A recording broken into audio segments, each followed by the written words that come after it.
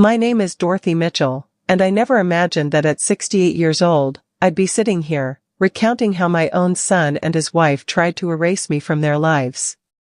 If you had told me 20 years ago that family, the very people I sacrificed everything for, would one day treat me like a burden, a nuisance, and even a liability, I would have laughed at the idea. I was the reliable mother, the dependable grandmother in waiting, the one who always showed up, always paid the bill, and always held the family together. But life has a cruel way of revealing truths you don't want to see. Let me take you back, because without the beginning, the end won't make sense. For most of Michael's life, I was both mother and father. His dad, my ex-husband, walked out when Michael was only 7. Left us with nothing but overdue bills and a broken-down car. I worked 3 jobs, sometimes 4, just to keep a roof over our heads. There were nights when I didn't eat dinner so Michael could have seconds. There were winters when the heat bill went unpaid, and I'd pile blankets on his bed while I shivered quietly on the couch. But I never complained. That's what mothers do, right? They sacrifice. Michael grew up into a good man, or at least, that's what I believed for a long time. He was smart, ambitious, and hardworking. I paid for his college tuition by cashing out the only savings bond my parents had left me. I refinanced the house so he could have a car reliable enough to get to his first job. Every milestone in his life had my fingerprints on it, because I was always the one propping him up. When Amanda came into the picture, I wanted so badly to love her. She was polished, ambitious, and very sure of herself. Maybe too sure.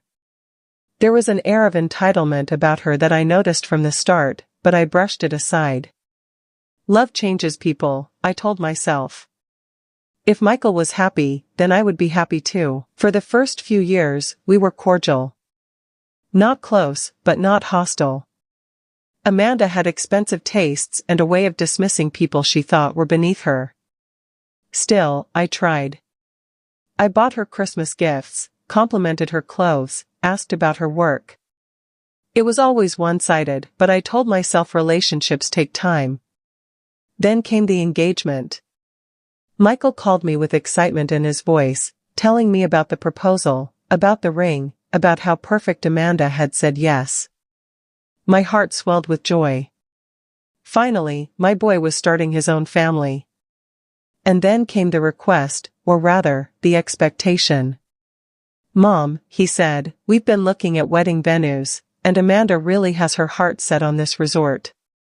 It's a little pricey." I knew what was coming. "How much is a little pricey, Michael?"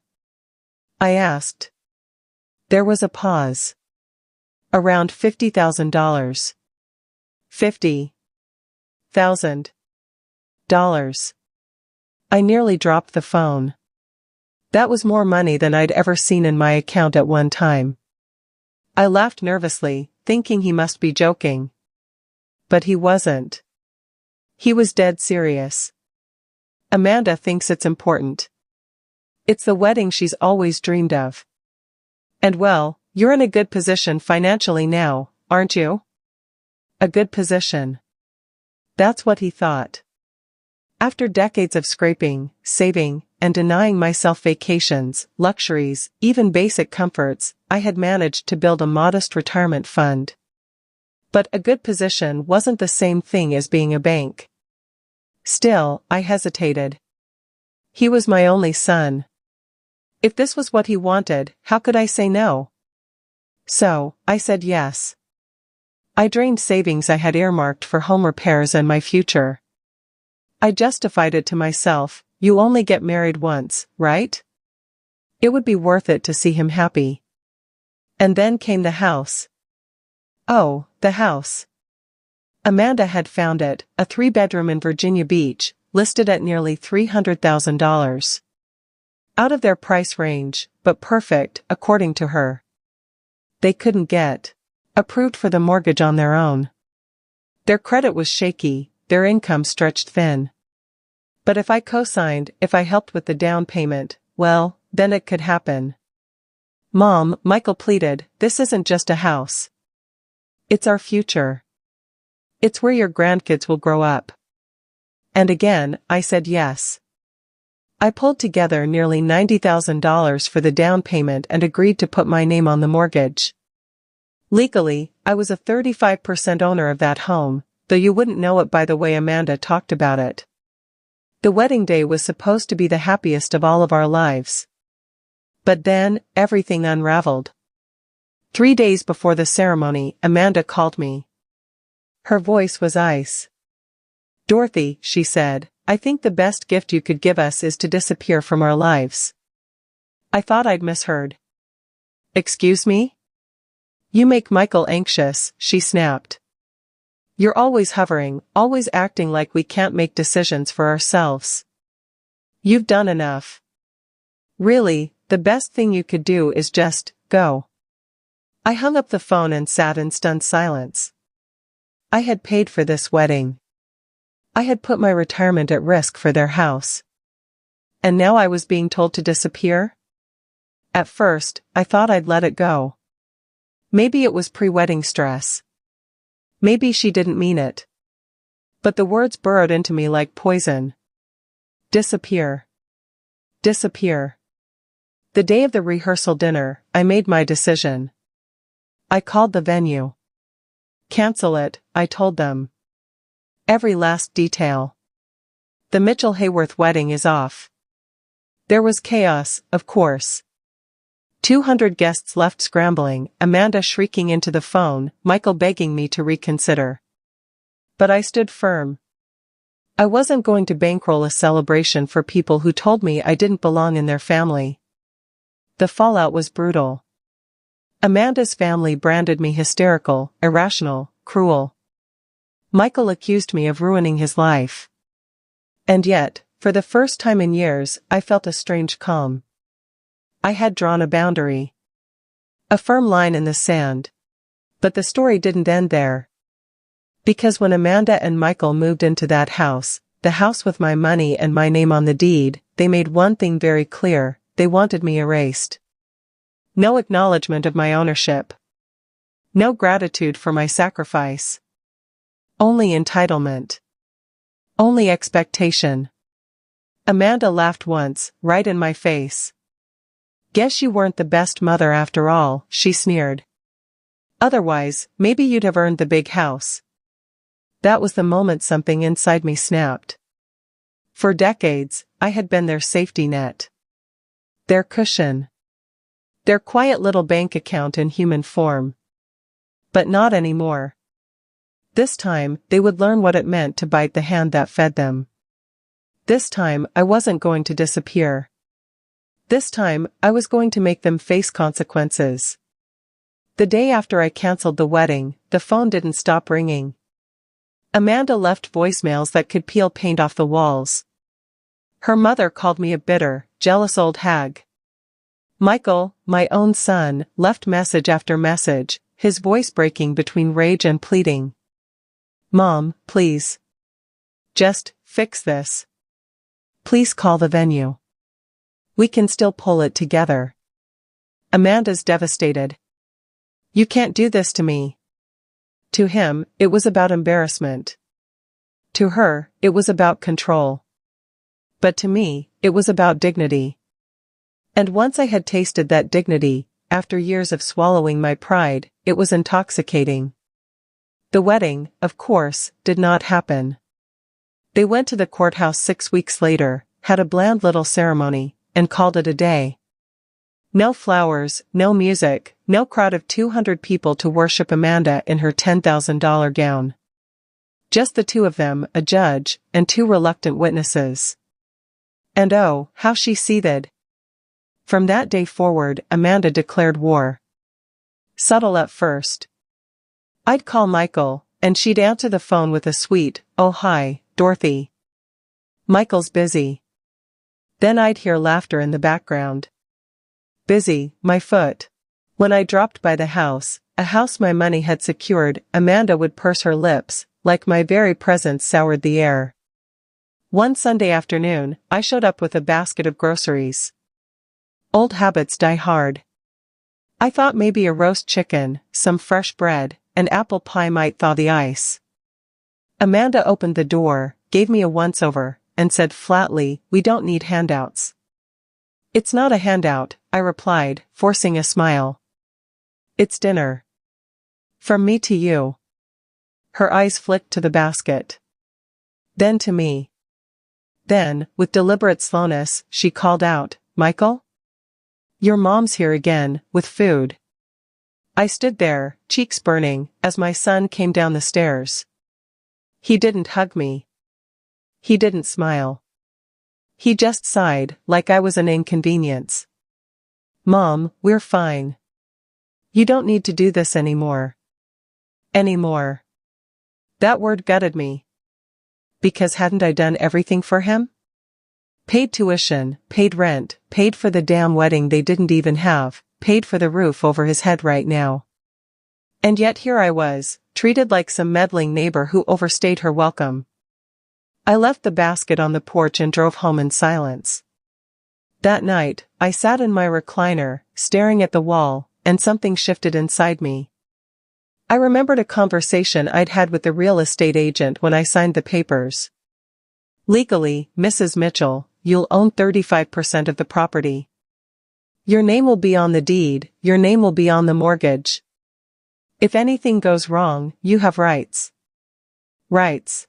At the time, I hadn't thought much of it. I trusted Michael. I believed he'd honor what I had given. But now? Now, those words replayed in my head like a hymn. You have rights. It was the first time I realized I wasn't powerless. And so, I watched. I kept my visits infrequent, but I kept my eyes open.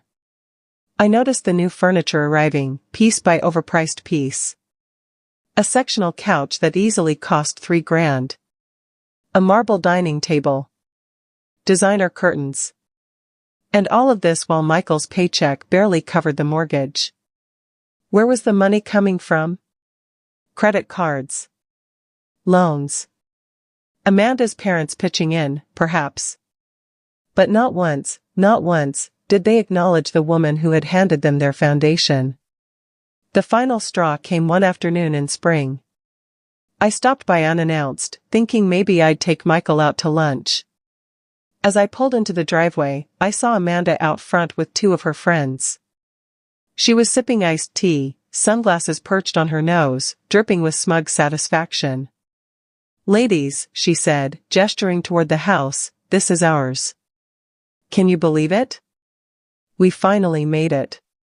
I told Michael, "Once you marry up, life just gets easier." They all laughed. Marry up. That's what she thought. That my son had married into me. Into my sacrifices. Into my years of work. And she didn't just think it, she flaunted it. I sat in my car, gripping the steering wheel so hard my knuckles turned white. In that moment, I knew the truth. Amanda didn't just dislike me. She despised me. She wanted me erased, not just from their lives, but from the very history of their success. And Michael? He let it happen. When I confronted him later, calmly, gently, like a mother still trying to save face, he shrugged.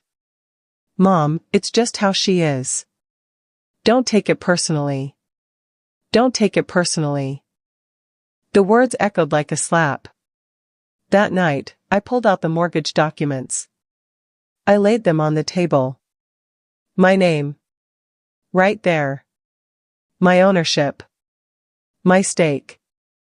For decades, I had been the woman behind the curtain, pulling the levers to make sure everything ran smoothly.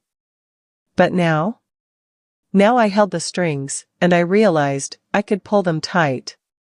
I didn't make any rash moves at first. I'm not Amanda. I don't throw tantrums and break dishes. No, I planned. Slowly, carefully. I researched property law. I learned about partition actions, about forced sales, about how co-owners could demand their share.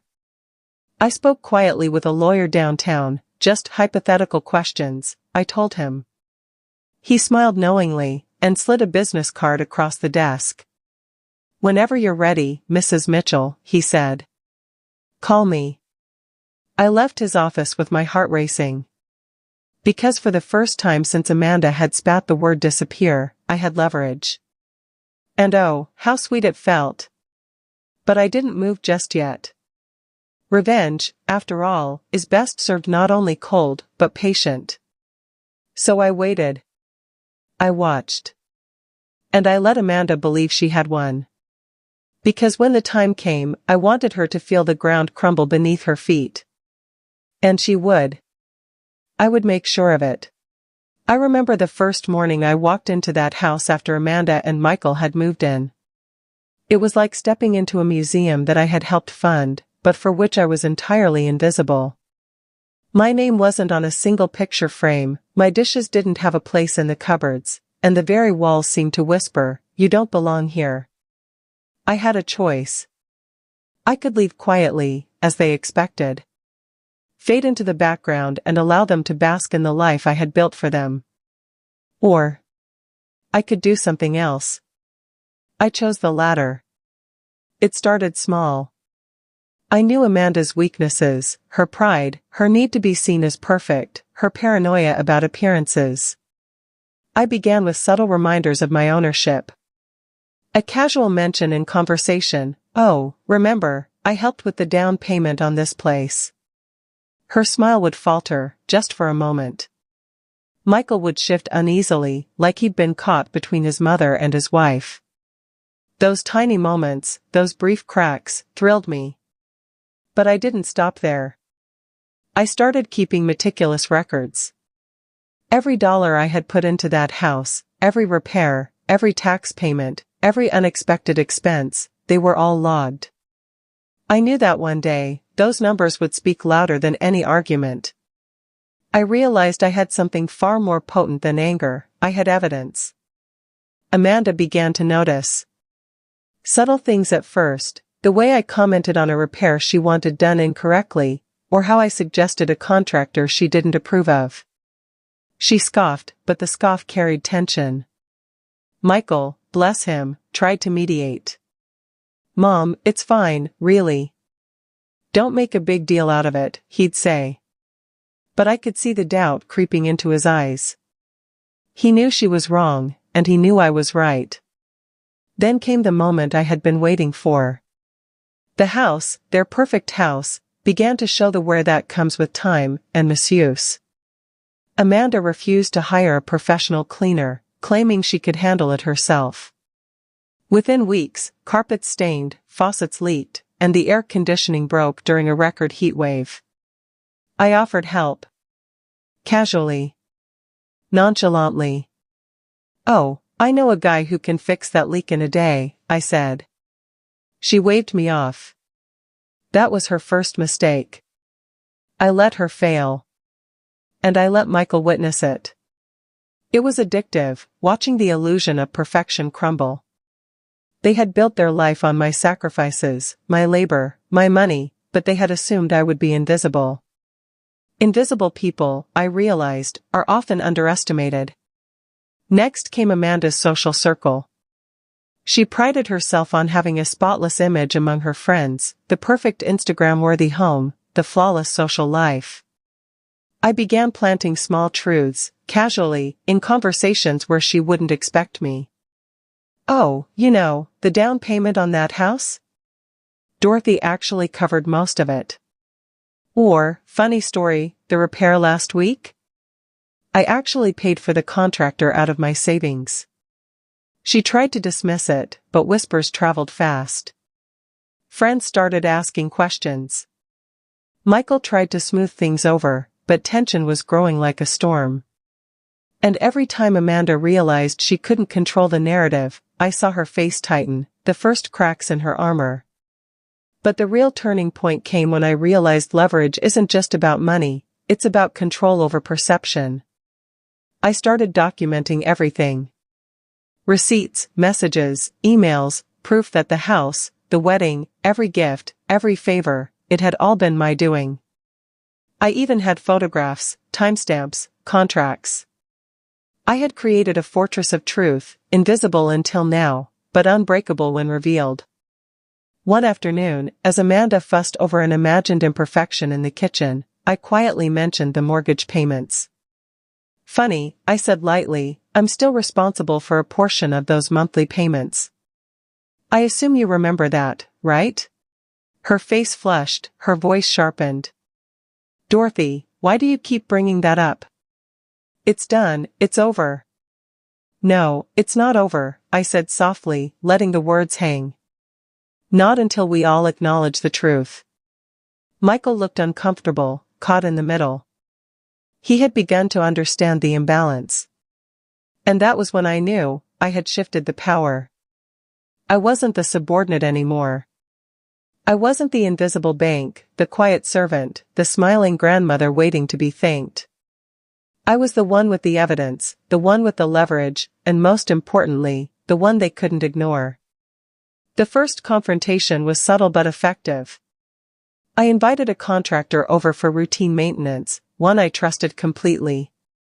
When he arrived, he handed me the invoice for a job Amanda had declined weeks ago. "This will prevent major damage," he said. I smiled politely and walked Amanda through the necessary repairs. She stammered, flustered, unable to assert herself against the facts and the professional's authority. That night, she confronted Michael. "Mom is overstepping again," she fumed. But Michael hesitated, unsure whether to defend her or finally face the reality he had been ignoring. The momentum was mine. Every ignored warning she had dismissed, every unchecked repair, every faux-perfect image she tried to project, it all became part of the story I controlled. I wasn't cruel. I was precise. Calculated. Every move measured, every response intentional. I began hosting casual dinners at the house, subtly highlighting my contributions in conversation. Friends, neighbors, anyone who would listen, without exaggeration, just the facts. Michael's discomfort grew, Amanda's irritation mounted. They had expected silence, they had expected compliance. But I had rewritten the rules. By the time the first major confrontation came, it wasn't me raising my voice, it was the weight of evidence, the clarity of facts, and the inevitability of recognition. Amanda could yell, she could storm out, she could even accuse me of manipulation, but she could not deny the truth. And that truth was simple: they had tried to erase me, and they had failed. The power had shifted. I had learned that revenge isn't always dramatic or theatrical. Sometimes, it's quiet, relentless, and methodical. It's showing up where they least expect it, speaking the truth they can't escape, letting their arrogance and ignorance unravel on its own. By the end of that first year, Amanda was subdued. She no longer dismissed me outright, and Michael treated my opinions with a newfound respect, or at least, a recognition of their necessity. I had not destroyed them. I had not humiliated them. I had, instead, reclaimed my place, the one I had been denied. And I savored it. Not because I am cruel, though I admit, the satisfaction was delicious, but because finally, the scales had balanced. For decades, I had given. And now, for the first time, I received something in return: acknowledgement, respect, and the quiet, unshakable power of someone who refuses to be invisible. It had taken months, but I had finally positioned myself where I needed to be. Every interaction, every casual comment, every carefully timed reminder of reality had brought me to this moment. Amanda and Michael had believed that they could treat me as invisible, that my decades of sacrifice could be ignored. But the lesson was about to be taught, and it would be unforgettable. I remember the day it all came together. I had invited a few close neighbors over, nothing extravagant, just tea and conversation. Amanda, of course, wanted to show off. She spent hours cleaning, fluffing pillows, adjusting flowers, making sure the house looked perfect for her guests. I let her. Let her polish the illusion. While she fussed, I quietly reviewed the documents I had collected: mortgage records, receipts, emails, contracts. Every investment I had made, every payment I had shouldered, every hidden cost I had absorbed, they were all there. And this time, it wouldn't just be a casual mention. This time, the truth would be undeniable. The guests arrived, a mixture of neighbors and a few of Amanda's social acquaintances. She beamed, confident, basking in the attention. That confidence, that smug satisfaction, was exactly what I needed. I poured tea, smiled politely, and waited for the perfect moment. It came when Amanda casually mentioned how Michael and she had finally paid off the house. She glanced at me, expecting a polite nod or a smile. Instead, I asked, softly, "Oh, did you mean your portion?" Because technically, I still own 35% of this house, and I've covered most of the down payment. There was a silence. Amanda's smile faltered. She coughed, trying to recover, but her eyes betrayed her panic. Michael shifted uncomfortably, caught between his wife and his mother. I continued, deliberately calm. And of course, there were the repairs last month, the air conditioning, the plumbing, the roof. All of which I funded, just like the mortgage payments and the closing costs.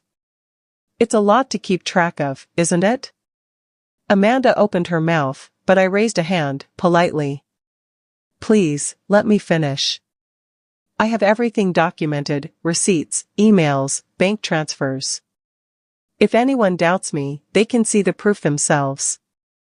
I gestured to the binder on the counter. Thick, precise, organized. A testament to my sacrifices, and to the truth they had tried to bury. The room was silent. Amanda's social circle, previously charmed by her flawless image, now shifted uncomfortably in their seats. Michael's face was pale, guilt and recognition battling his pride. For once, there was no deflection, no dismissal. Only the stark weight of reality. I smiled gently, almost kindly. I have loved you both, supported you both, and yes, even sacrificed for you. And yet, you thought you could erase me. You thought you could ignore my contributions, my presence, my very existence. But that's not how life works. Not anymore. Amanda opened her mouth to argue, but one of the neighbors, someone who had quietly observed every interaction, spoke up. Well, it seems like Dorothy has all the receipts. Literally. The room laughed quietly, nervously, but it was a pointed laugh. Amanda's face twisted in frustration. Michael finally spoke, softly. Mom, we didn't realize. I held up a hand. No. You realized exactly what you were doing. And now you're seeing the consequences. It's not about punishment, it's about acknowledgement. About respect. About understanding that love and sacrifice are not invisible commodities. Amanda's eyes narrowed, but I wasn't intimidated. I had learned fear, and anger, and disappointment over decades, but this moment was mine. I had transformed helplessness into power, betrayal into clarity, and invisibility into undeniable presence. After that day, things shifted permanently. Amanda stopped dismissing me. Michael stopped questioning me. They both realized that I was not just their mother or mother-in-law.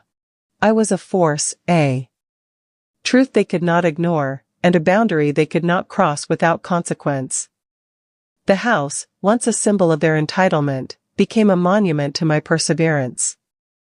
Every repair I oversaw, every financial decision I influenced, every subtle reminder I planted reinforced my presence. And the satisfaction? It wasn't in humiliation or cruelty. It was in the quiet knowledge that I had finally reclaimed my life, my respect, and my dignity. I had turned betrayal into power, and power into balance. I sometimes sit in that house now, alone, sipping tea, watching the small domestic chaos of my grandchildren playing, and I smile. I smile because I survived. I smile because I thrived. I smile because they learned, finally, what it means to bite the hand that fed them. Family is complicated. Love is often conditional. But one thing I know for certain, respect is earned, not demanded. And if you ever try to erase me, I will make sure you understand that truth in a way you'll never forget. For decades, I gave everything. And now, I have taken back everything that is rightfully mine. And that, my friends, is how Dorothy Mitchell learned that sometimes, the most powerful revenge is quiet, precise, and unstoppable.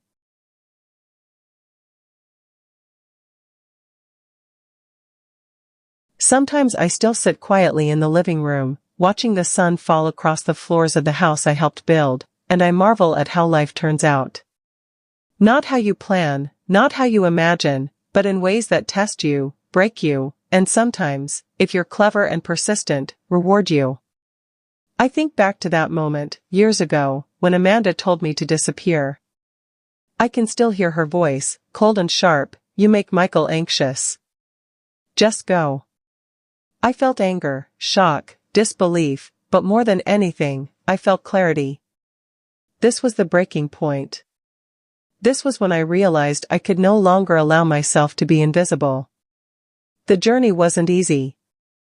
Every step required patience, observation, and strategy. I had to bite back tears, swallow my pride, and wait for the right moment. I had to understand that revenge is not chaos, it is calculated, deliberate, and precise.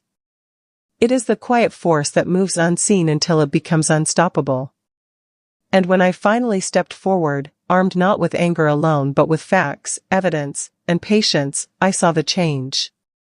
Amanda and Michael could no longer dismiss me.